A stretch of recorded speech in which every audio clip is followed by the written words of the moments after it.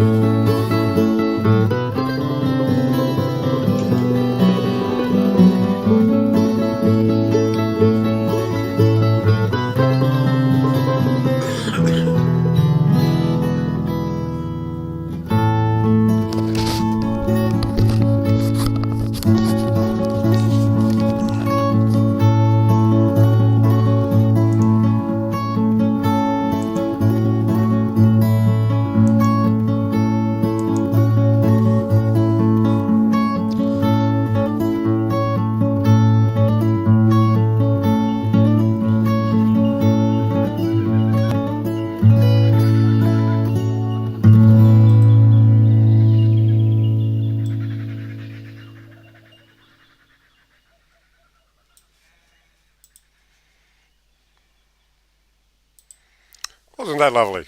That was by a mate of mine, Tony Johns. He's a local muso from, I've known, he's been around for a while. Anyway, to the news, because I haven't done any news stuff for a while. But I found this one report that of a news story that, well, about the World Health Organization. And I sort of half agree with it in a bit of a way, which is really strange. I'll show you the story. We'll read a bit of it. What do you reckon? Find the right button. Here we go. The WHO advises that advise most people against swapping sugar with sweetness. So, what's your daily sugar limit? Yes, if it works. Things are taking their time, folks. Oh, here we go.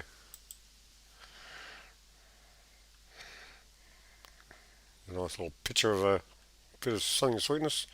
Anyway, swapping the sugar in your tea for artificial sweetener can keep you trim, drawn, or terrific. I like to beg to differ there because they don't really work that way. World Health Organization, WHO, says there's no point. It has released a new conditional guidelines advising against non-sweet sugar sweeteners, which include both artificial sweeteners and natural alternatives like stevia, or whatever that is, for weight control or reducing the risk of chronic disease. Really? So concerned all of a sudden. Sugar is, I think they're just trying to confuse people. Because I don't know if you've seen a lot of people that drink diet drinks. A lot of people drink diet drinks these days, but it doesn't really improve their diet, does it? There's just sweeteners like saccharin, or used to be saccharin, and a lot of funny long names that they have for sweeteners. And yeah, well, they're full of chemicals made by petroleum companies. So what do you reckon? Or natural sugar, which is, so of course it's processed and it's, yeah, you shouldn't have too much. Well, I try to use honey instead of uh, sugar for a sweetener sort of thing. And it's, yeah, well, what's the story there? If anyone knows the goodness of honey, you gotta let me know. I should study that. Anyway, that's one bit of news. Let's just check out the paper. What else is? Where is it again?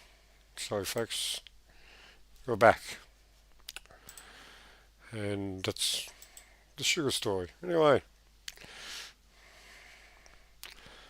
what else? Ukraine leader travels to G7 summit in Japan and seeks broader support from other nations. Gee, do you think he'll get it? So war's happening all over, folks. And why is that? Yes. What about, it's got to be something worth, some good news story here somewhere. This sister dying. Yeah, that sounds like fun, doesn't it? Come on, let's take your life and we'll let you do it. Yeah, not real sure about that one. There was a story about, oh well, it might be up to the top. Yeah, yeah, there's, yeah. Our Prime Minister in, where is he at the moment, where they dropped that bomb? Hiroshima. He was talking this morning. Nice place at Hiroshima. Apparently they had a bomb. Did they or didn't they? No, there's got to be something about it here somewhere. Yes. Well,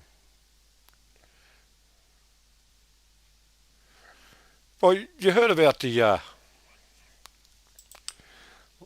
old lady at a nursing home with a bit of dementia apparently. She was tasered by police because she had a knife. Was it a butter knife or something?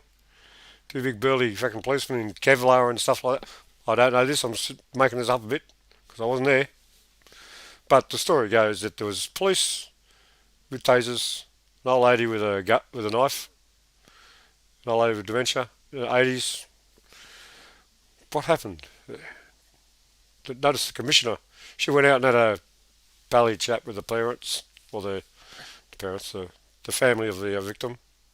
And yeah, well, to news day, I don't think she's passed away yet. I think she's still hanging in there. I don't know, but kudos to the family. Hope she recovers. But yeah, what are police doing? Yeah, they're with tasers in old people's homes. Surely. Anyway, that's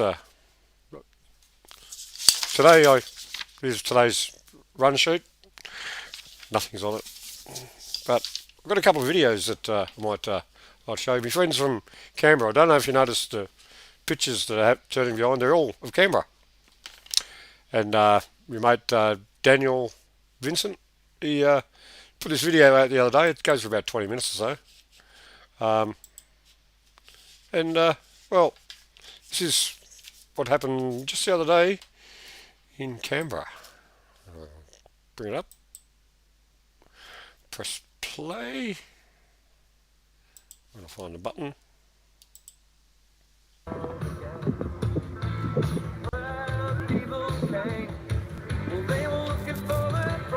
there we go.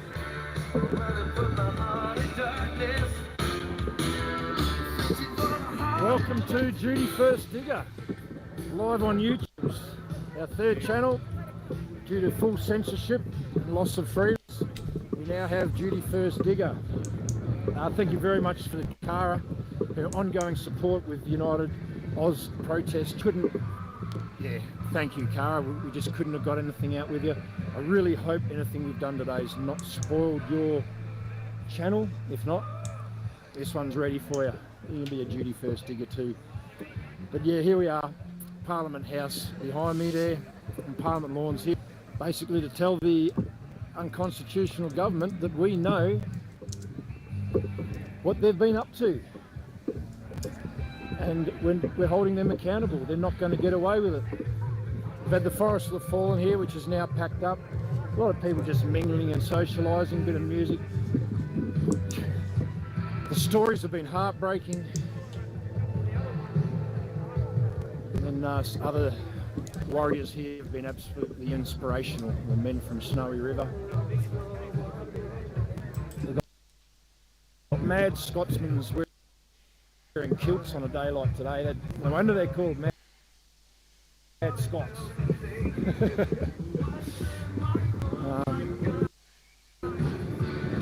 We've got too many flags representing this country. You've got the corporate flag, which represents them, the corporation, them, the corporation.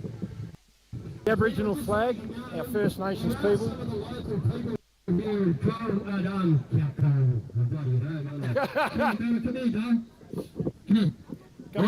are handing out cease and desist. Come here. We got them down from Mona. It's all down here. They're going out to put out more cease and desist this afternoon. If you would like to join them, they are going to do more over the next few days and the next week. Okay? So, yeah, get on board with them. And Brad and the people, all right, get on board with them, get hold of them. And Joel, Beck, okay? And more numbers we got handing out cease and desist, the better it is, guys, okay? So, thank you. Every bit counts. Yeah, but as I was talking about the flags there, we've got the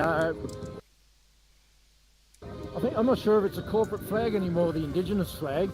I know it was owned by a corporation, but I believe it was purchased back. For exactly who, I don't know, I'd have to look in that, but much respects to our First Nations people. We are one, we are Australian. The Torres Strait Islander people, that's the flag representing them. No red ensign there that really should represent our fight. No Norfolk Island flag, which also represents their territory. Yeah, but like I said, what it shows is they've got us right where they want us, disunited. But I think we've proven today we are united and we're not at each other's throats, but we do have throats on the menu. Metaphorically speaking. Thumbnail city, mate. You just made for thumbnails, you are. You're just made for thumbnails. You're painting pictures wherever I see.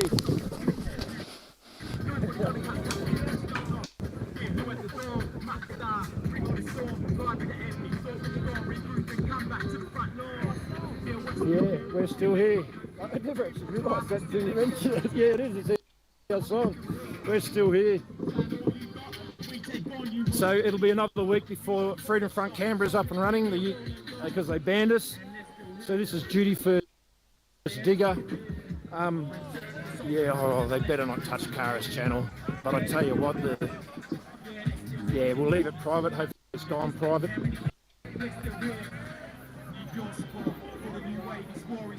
The phone running out of total battery, so I couldn't even stop the footage. I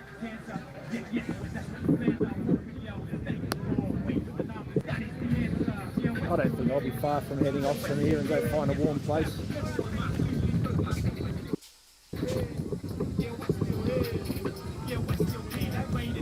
So just thanks for being here. I love you. Can't wait till the job's done. We're ready for it to be done. We'll take it here as long as it's required.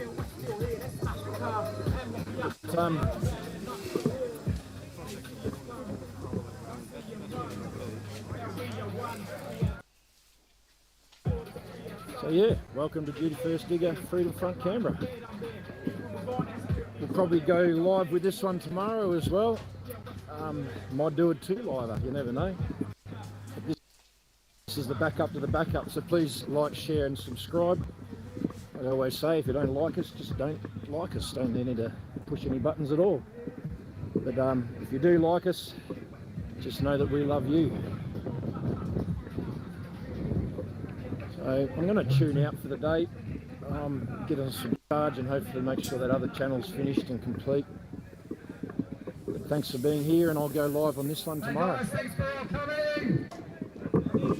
I just wanted to elaborate on what this cease and desist notice is. Agreed. There's some of us here who are students of Diana, Kerry, oh, Global Chief Warrior Postal Women, Court Judge. Kerry, g'day, thank you. And if anyone knows that flags and stamps is the highest law in the world, we have been going around serving judicial notices to the courts and serving the global constitution to the courts also.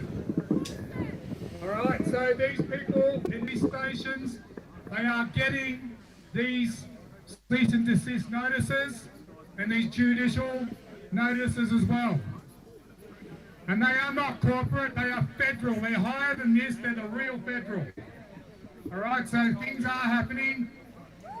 Last week, we served over, included Revenue New South Wales, the Red Service New South Wales, 2 courts, 2 police stations, 9 law firms got served by myself, but there's others serving also. But they know what's going on. It's forgotten that federal postal laws are higher than their rubbish. They have to learn the hard way, because Mark Kishon Christopher will be coming to Australia soon, as he has said. And he's also got sheriffs who are trained up, right, ready to go. Send them straight to me. Okay, so this is the real deal, guys. These guys just don't believe it because they just been too long doing their own thing. They think they've got it all tied up, but they haven't. There's news coming. Well done. So I'm Patriot 101, Glenn, if you don't know me. And thanks very much for coming down today. It's awesome to see everyone here. It's a very sad occasion because these evil bastards up here have just done what they wanted with our people of our land. I don't call it Australia because that's a corporate name. I call it Arnhem Land. So that's how it's always been called. So is the states of Australia. They're just corporate names. And they're all registered to Washington, D.C., by the way, if you're unsure about that. So there's the other fraud. That's all we. Yeah. Well, so they believe. 51st state of America, as Derek Johnson said. But that's not always going to be the case. That's for now. That is until we get ourselves re-established by the people, for the people. Right? At the moment, that is a safety net for us. Yep. Right? And it'll be a safety net for a little while because it's going to take a big clean up what they've done to us. So, but every one of these flags you can see up there, they're all corporate. They are. They're all rubbish. Like, my father was an Aboriginal man, and that is not an Aboriginal flag, that is a corporate flag. That's right. See the sun on that flag? It should take up nearly the whole flag, and the flag needs to be shorter. That is the correct Aboriginal flag. That's their corporate version of bullshit. That's all that is. That's a sellout. It's a sellout. So every one of them are corporate flags. They run under ABNs. They're rubbish. And they're foreign vested corporations, by the way, also. Thank you for that, Glenn. Did you know that Canberra's not even part of Australia? Yes, I do. You know this. Did you know that Canberra is registered in Jervis Bay under the Tax Act? Yeah. Do you see the fraud Oh, tell me that more. is going on in this country, this land? What do you want to call it? Absolutely ridiculous, guys. Tell me more, Glenn. Well, the Queen of Australia, or the King of Australia now, as they try and call it, is just an A4 document. That's all it is. Registered to Norfolk Island, Christmas Island, parts of the Cocos Islands. That's your Queen of Australia that all these guys took an oath to. It's an A4 document. There's not even a Queen of Australia. No such thing. No such thing. There's a Queen. There was a dead Queen of the UK. Thank God for that. Ding dong, the witch is dead.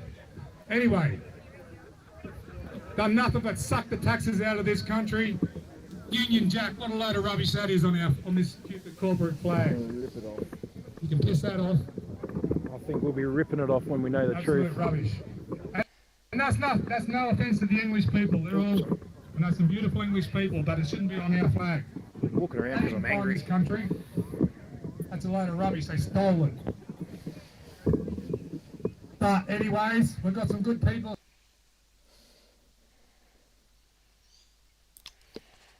Oh, having a bit of a pause. Sorry about that, folks. It's just part of what happens in this situation.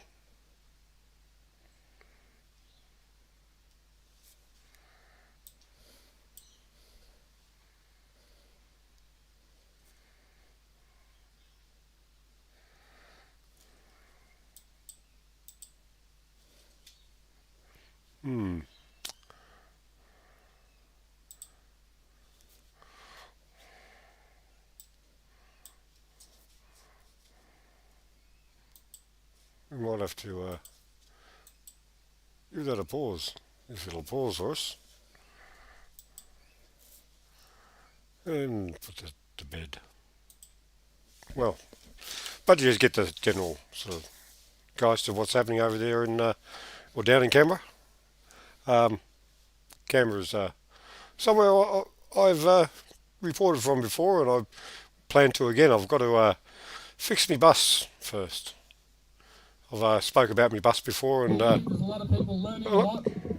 I encourage they're everyone back to on. study, learn the right laws, not this Not that maritime button. law that belongs 12 nautical miles out at sea. That's where the jurisdiction starts on maritime law. That's the truth. This is a land. Just gonna, oop, just stopped again.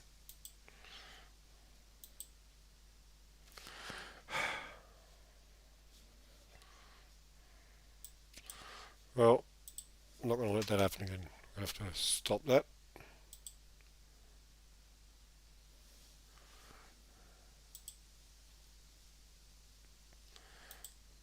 Sorry about that, folks. Yeah, technical issues. Anyway, as I was saying, my bus is under reconstruction before I can get that happening again. In the meantime, I just thought I'd show you what happened to my bus. Got a little picture there. That's one of the pistons. That was that's the reason I had to do the rebuild. And then after that, I got the motor and took it, saw some blokes, and they put it back together. Yeah, she's looking good at the moment, but not much else is. I've got a video here somewhere, but I'll leave that till later. What I plan to do next is this other guy on YouTube, who's what's his name? He's on YouTube. He's Archax or something. He got this thing about a thing, but it goes for a while, and I might just chuck it on and let it play for a while, and goes for about an hour and a half, or a bit more. I'll maybe hear at the end. If not, it means I'm down the bowling club, but I'll try to get back in time if I get this thing happening. Well, it's an interesting. He's got a rich Texan accent, but it's an interesting message. Gotta see if this works. Yeah, well, that seems like it's working. Press play and see if it wants to play.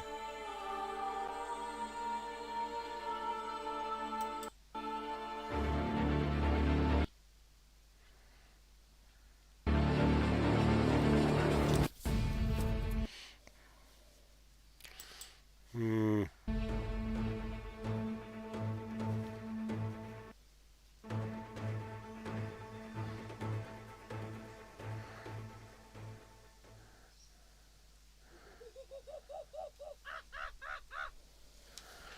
Hour and a This is half. Jason of Archaics.com, and I'm telling you now, I am not alone. I've got Martin Leakey right here. I can't show the camera on him what he's doing. I'm not going to. Cheryl is here, a front row seat. Martin Leakey's here, sitting with me at the table, twisting one up. And you all know Martin, and we also got Don Hart here of the Unfuckers Group. So, this is a Book Monkey presentation. You guys know it's serious. Despite the noises you're going to hear in the background, I assure you this is a very serious presentation. Now, the book I'm discussing was published in 1871. This book was written by a man who lived through the massive amount of deception that happened in the 1800s after Charles Lyell introduced a new idea into the scientific world. This new idea is called uniformitarianism, and it is the absolute poison that has pretty much corrupted every scientific theory that has come afterward, because it had to be promoted through the lens of uniformitarianism. And as I'm giving this presentation, if I seem to get more jovial or lightheaded, it is a contact high. I promise you, I do not indulge. But this book was published in 1871. The copyright is from London. As you can see right here on the tag, you can see right here, this is Melbourne, Charles Wood and Sons publisher. And the book is absolutely amazing. I read it from cover to cover, and you're going to see it with me as I give this presentation. This is a Book Monkey presentation. I hope you guys really enjoy this, and please, if I start cracking up in the middle of the video, you've got to bear with me.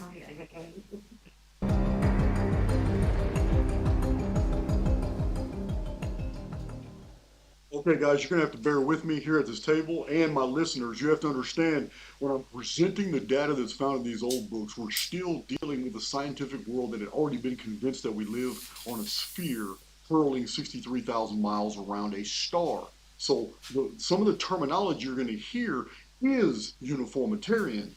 However, the man who wrote this book was absolutely against what he was seeing being done in the scientific community. He did not like seeing how the rest of the scientists were being bullied into accepting the uniformitarian theory and divorcing themselves from the catastrophist model which the geology supported.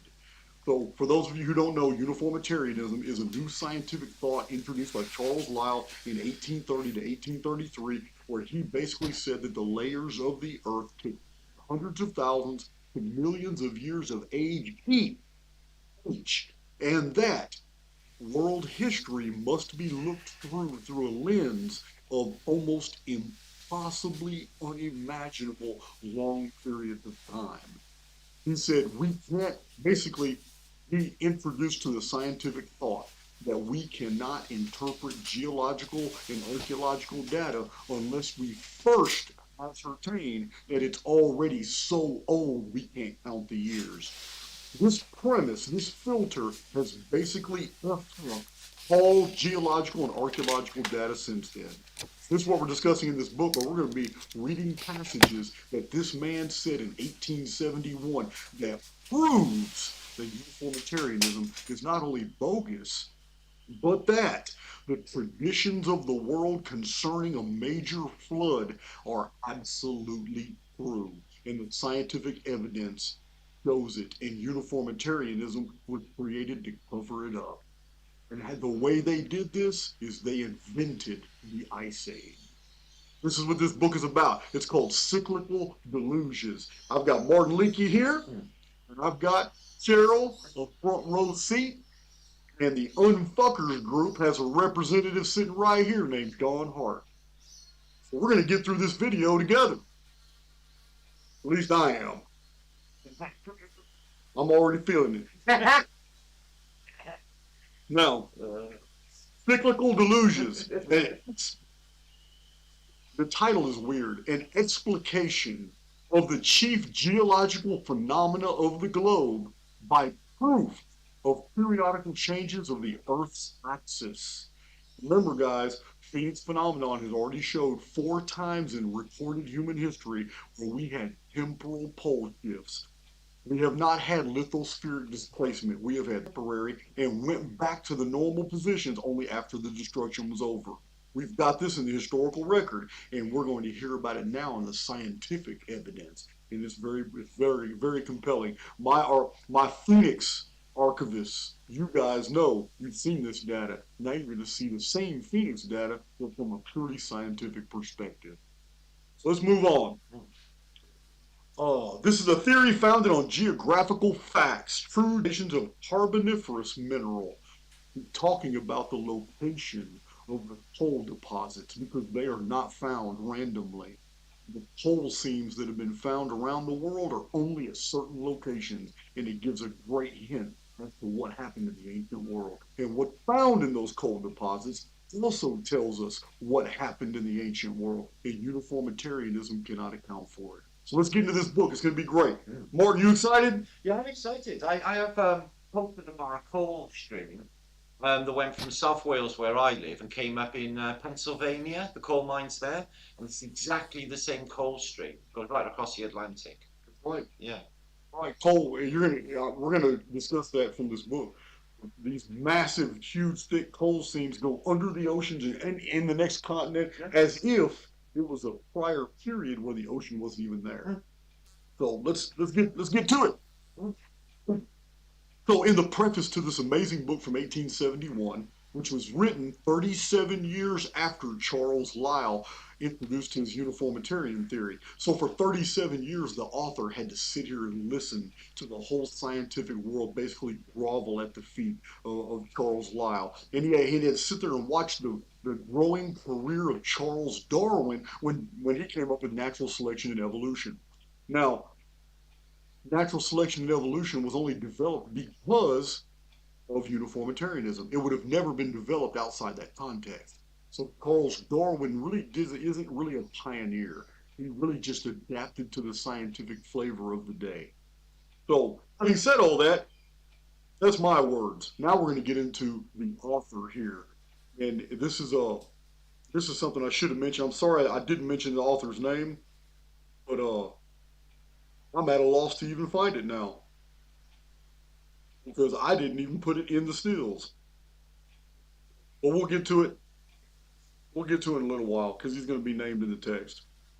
In the preface, he says, as far as this author is aware, claims to be the first writer who has pointed out the remarkable geographical position occupied by the coal fields of the world as the theory of deluge epochs, as demonstrated by the scientist M. Alphonse Adamar.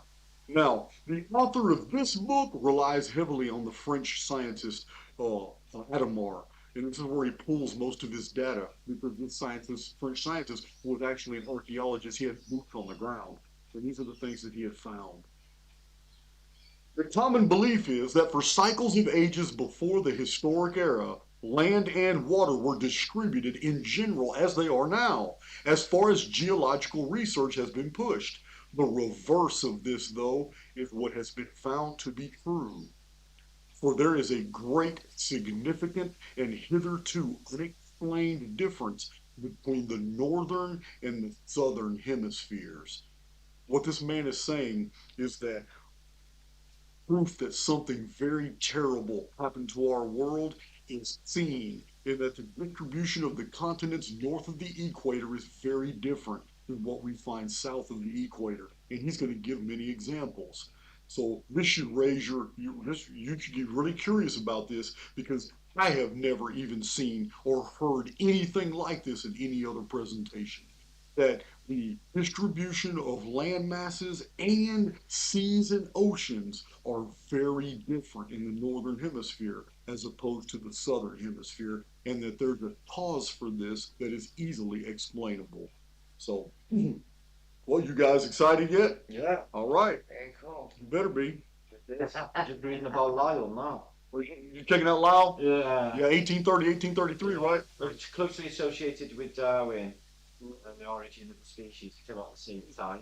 Both revolutionary books, and his principles were the modern fields of geology and revolution in natural sciences. Not coincidentally, and his associate does the same. And he had to watch them all lie, right? So he's in there, they're all lying, and he's going, that's not what Wrong get paid. Yeah, right. Okay. So, but he's in there, and he's trying to figure out what's going on. So let's move on. Yeah, We're going to get into exactly what you're talking about. good. The northern hemisphere presents evidence of the former existence of much more water than it contains today. The prairies of North America, the plains of Europe, and the largest part of Asia were very recently under sea. The very extensive prevalence of the waters where now they are not, from the Arctic regions to the Sahara Desert, is absolutely undeniable. He's basically explaining the geology of our world today. It's understood that the Sahara was underwater. Well, they said that it's compressed because of an ice cap that once laid on it. That was the Ice Age theory, Mhm. and his book is about dismantling that and showing that it was a flood that did all this damage. Yeah.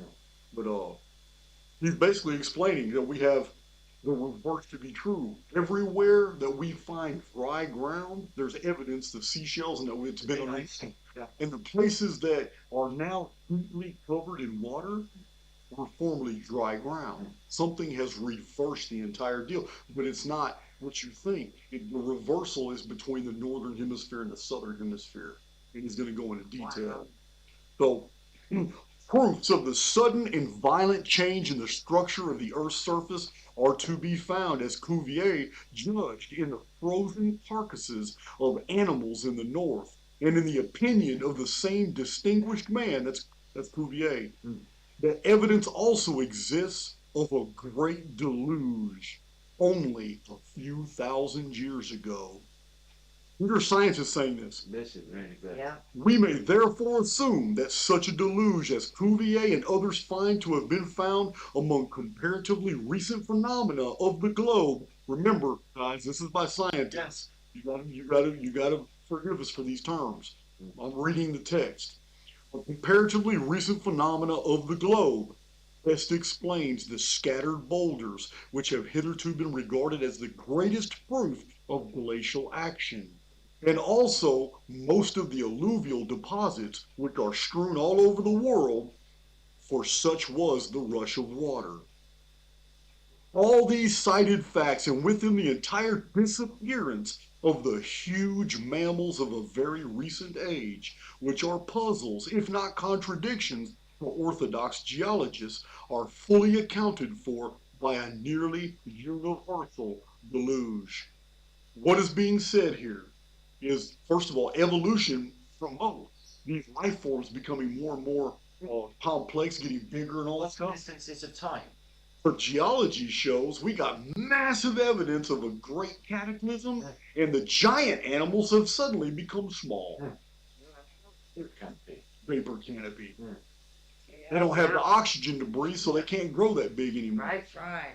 Finish. Down to this. So he continues, the American pampas is a district 3 times as large as the whole of France, and is a vast deposit of mud, in which are entombed mammaliferous remains in wonderful abundance. One cause alone can explain its existence, namely, a flood sufficiently vast to leave behind as it surged and rolled to the mouth of what is now La Plata, that prodigious residuum of mud and animals which its mighty force has swept from the north. Okay, I didn't cite everything in this book. I would have never been able to.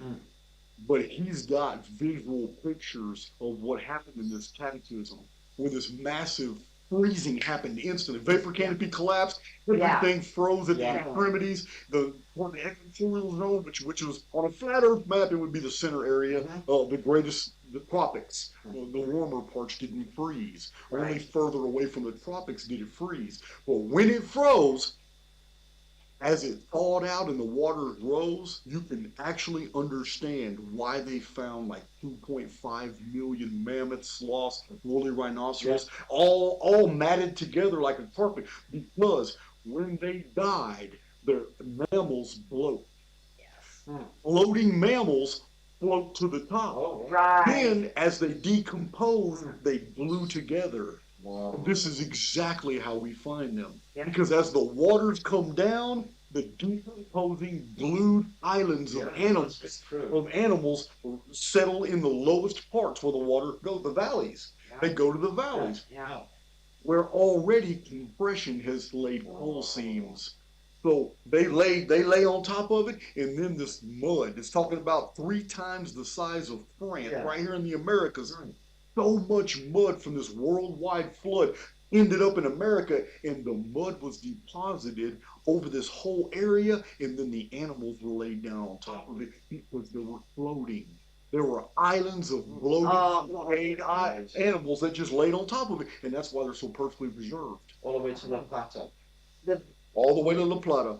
The vapor canopy is really, really hard on everything here, isn't it? When it turns on and off, that change is a rough one. What he's explaining though is the destruction entered the Americas and then rained from the north. It went toward the Gulf of Mexico. So, and this is what you see with the United States. This is what you see with West Texas, Arizona, New Mexico. You see where water just washed away. On the topography. Yeah. So right here is How clay. you'll Is it clay as hard as a rock? Is that Oh, clay is an alluvial deposit. It is caused by flooding. okay? Because that's what this sits on is clay, and it's Oh, so hard. what a scene. What a scene. Ducker group mentions clay. She can't even see my screen. Here's the next scientific data point. The clay deposit of the Pampas. Listen, the clay deposit of the Pampas is one of the most beautiful facts and deserving of careful investigation. I think the huge mammifers, that's the woolly rhinoceros, mastodon, three-toed sloth, all the megafauna, saber-toothed tigers. Yes. So this talking about the megafauna. I think the huge mammifers of the Pampas are not in their birthplace, and that they have been born thither, not by flowing streams, but through a geological convulsion which destroyed them all in a single stroke. The clay is the evidence that the scientists here is using to say, look, the presence of this clay explains how all these bodies got here, because they were drowned far away in another part of the world. But when the world flooded, islands and decomposing animals were glued together. They bloat. And then they coagulate, they get together because as the water compresses them through valleys and canyons, get together, and then as they're decomposing, they literally fuse together. I can literally see it in my And mind's that's what eye. the clay is. And I mean, clay is always where the bodies are found. And clay is alluvial. It's deposited by water. So the scientists are saying this is not what he's doing. What he's doing is he's separating the data to show you that all this stuff. The whole book is about smashing the Ice Age. This guy's saying you all 1971. He says you guys are all being lied to. Ice Age is fiction. The scientists are covering this data up, and he's atomizing the data. And flood.